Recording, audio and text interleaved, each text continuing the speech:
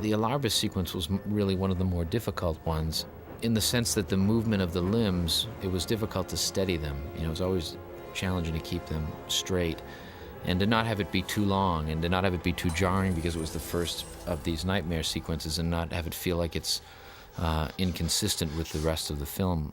Julie wanted to have there be a fireball that came towards frame that had limbs rolling inside of it, and she wanted the limbs to appear as if they were marble. She had shot limbs against a blue screen that were provided to Imaginary Forces and myself.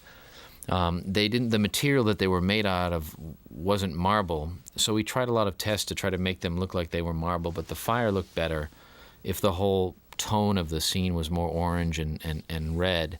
She shot Tamara and Anthony Hopkins against a blue screen zooming towards camera.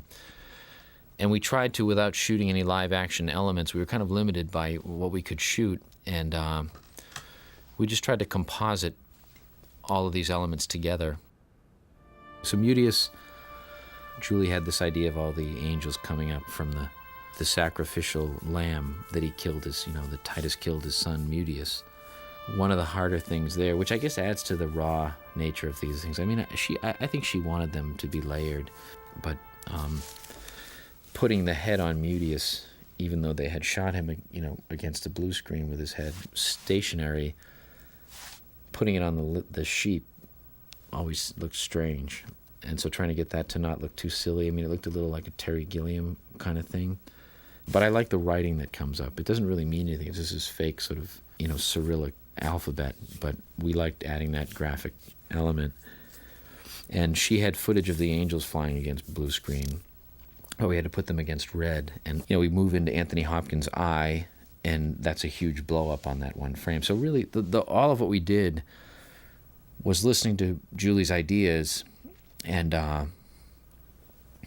taking all of her elements, but not really knowing exactly how the elements, what the end result would be, but trying to combine all those elements and create layers digitally. Lavinia is the most fast-cutty kind of music video-y sequence.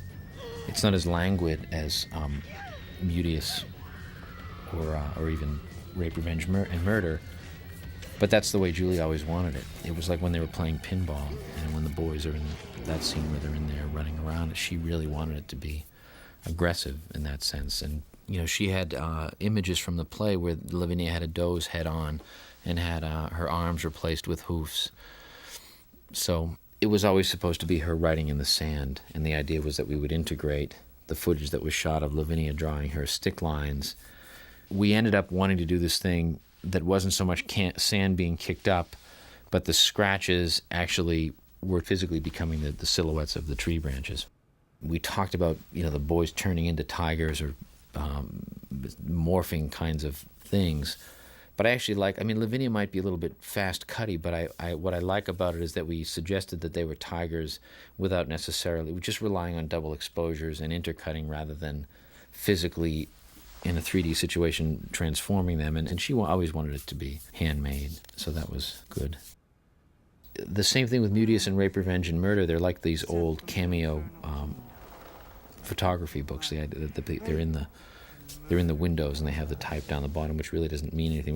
We were writing like rapum and things like that in faux Latin, but it's more decorative, I think, or more textural, some of these elements. And she shot them sitting on the tree stump, and that was against a blue screen. And in the play, there's a Ferris wheel, and so we made 3D Ferris wheels that turned in the background. And I think the things that we brought to it were the parts with Anthony Hopkins, where he kind of shifts off of himself. I've seen that technique before, but I thought that we did it okay, where we repeated his face and he turned. We added some smoke. And as was the case with all of these things, we did our edit, and then Francoise and Julie would come and talk about what we edited.